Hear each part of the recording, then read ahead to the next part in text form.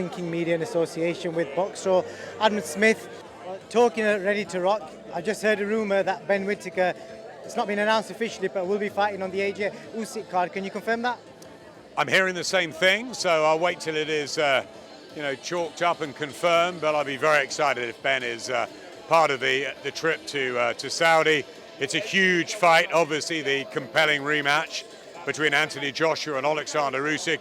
It's wonderful. We announced it a couple of days ago on Sky Sports Box Office, and we were really disappointed when AJ left us as an ambassador and everything else for DAZN.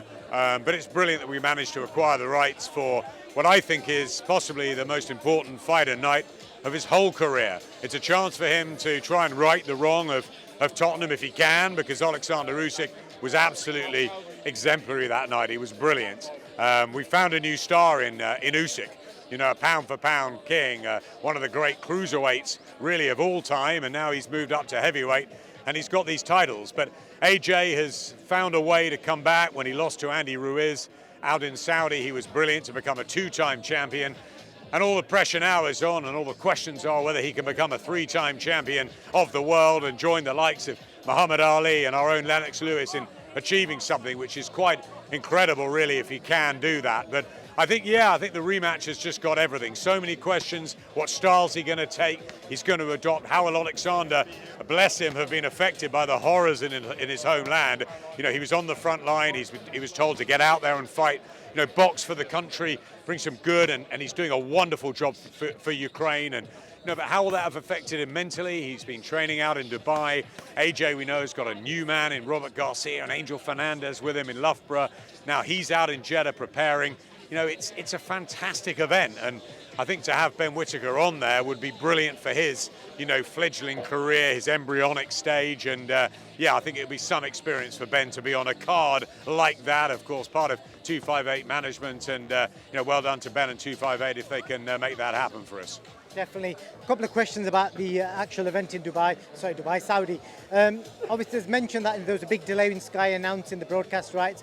Obviously, Twitter rumours and people saying that it was something to do with Badu Jack being on the card. Can you clarify what was the delay in Sky announcing the broadcast rights? There's all sort of speculation and rumours that we see all the time. I mean, what happened was that it was a contractual process, and we met with the Saudis. Ben Shalom was very important in the deal. Rob Selms, who's our head of rights as well, and we met with the Saudi contingent. Obviously I know some of them from 3 years ago when we went out to Saudi for the Ruiz rematch.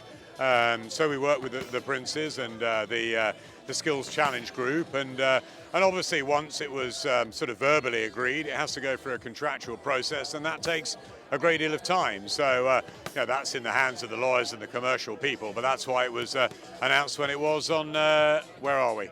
It's I'm losing track because I've been on holiday. 3.5 weeks away. I think it was Tuesday it was announced. So we're good to go now. Everything's signed and sealed, and let's start the build up in earnest. And listen, we're going to throw everything at it, make sure that everybody enjoys the next 3 weeks. And I think the fight needs no real sort of explanation. It is the biggest fight of the year, and it's a fight that Anthony Joshua has to win, and it's a fight that Alexander Usyk, if he wins, can then go to fight, Tyson Fury, and the sky's the limit for him. So it's a brilliant matchup.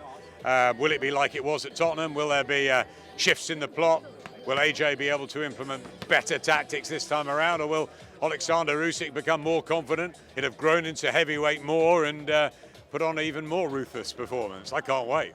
Definitely, I can't either. Another question on Eddie spoke recently, and I think one of the things he said was that he felt Sky's large bid into getting the rights was done out of spite and to disrupt the zone's business. Your response to that? Again, look, there's no spite here. This is a business, Eddie's a friend. Eddie was, my partner for a long time, and he's doing great things over on DAZN. And look, AJ signed for DAZN. They offered him a lot of money, and we lost that one. We lost that one, but we got this one, and there'll be other sort of mini battles ahead. But we're all in the same business. We're all trying to make boxing accessible, available, and better than ever for fans and for fighters. You know, these purses are unbelievable for the fighters at the moment, and they deserve every single penny. I've always said it. We'll be nothing without the boxers, the brave men and women that get inside the squared circle, and they should be earning as much as they can, and that's why I have had no ill feelings to Anthony. He's a friend of mine, and we spoke about before and after the announcement that he was going to DAZN. If he's offered that sort of life-changing money, he's already got huge money, but if he's offered more, then why not? You know, you don't know whether the next fight could be, you know, the finish of him. He might have another 3 or 4 years. You don't know. They're short windows, these careers. And I think whatever level you have to take selfish opportunities or for your friends and family, as opposed to ones that are just going to, you know, satisfy a TV company or a streaming service. So DAZN and Sky are friendly rivals. I mean, we worked together, and Joe Markowski and I worked together before Eddie went to DAZN, but now my business is with Ben Shalom and Top Rank and Todd DeBerth, and they're our promotional partners, and I'll be doing everything I can to make sure that Sky customers get value for money and everything that we can provide them. You know, we've got the huge night on September the 10th with Clarissa and Savannah, you know, on Sky Sports, which is brilliant. Michaela Mayer as well, and a whole, you know, host of elite, you know, women. It's going to be brilliant. We've got September the 3rd as well. We've got AJ on box office in a few weeks' time, and hopefully it's been a great year, despite the fact that, you know, we had to start again in many ways this time in 2021. So Eddie's doing a great job over in DAZN, but I think we're doing pretty well over here, and I'm really impressed at Ben and how he's developed in the last year, and look what talent he's brought and what sort of events he and his team are putting on around the country. I think it's terrific, and they've done it in very, very short periods. So, you know, well done to them. How will the dynamics work with Matchroom and obviously Sky? You're broadcasting it. Yep. Obviously, you and Eddie will have to eventually meet and to get on camera, because obviously the fans haven't seen you guys together on camera. A lot's been said back and forth. So you can imagine that's like a mini battle people are looking forward to seeing. A lot's been said back and forth. I've told you, Eddie Hearns my friend, and he's my former, you know, colleague for many, many years. That doesn't just go. Frank and Eddie are friends of mine. The fact they work on the other side of the fence, fine. We're all going to work together. We worked together for the first Usyk fight when, you know, Eddie had left, and now we got the chance of all meeting up together in Saudi, and I'm sure it'll be a terrific event. Everybody's out for one reason, that's to make it an incredible spectacle for the fans, and hopefully a great fight night for everybody. And it's topped by one of the best fights in the last 2 or 3 years. It's a rematch that everybody's interested in, casual fans, boxing fans. Really good card as well, with the likes of Callum Smith on it, and I think Philip Hergovich and Ramla Ali, and you're saying Ben Whittaker as well. It's terrific. So I can't wait. It's all about big time boxing and entertainment and bringing that to the fans. Last question, Adam. You guys got any interest in the Ben Eubank fight? What kind of fight do you think that might turn out to be? And as a fan, will you be watching it?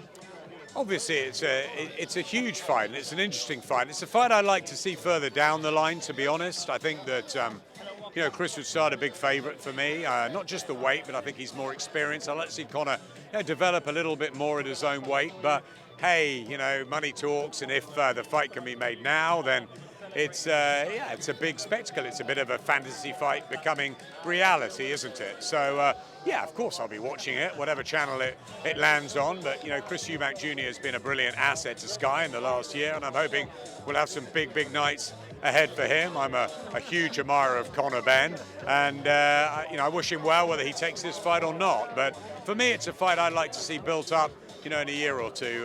Not now, but of course, if the money's there for both fighters, they should think seriously about it, as we've said before, because when the opportunity comes in, I think there's maybe more money to be made down the road with this fight, but we'll wait and see.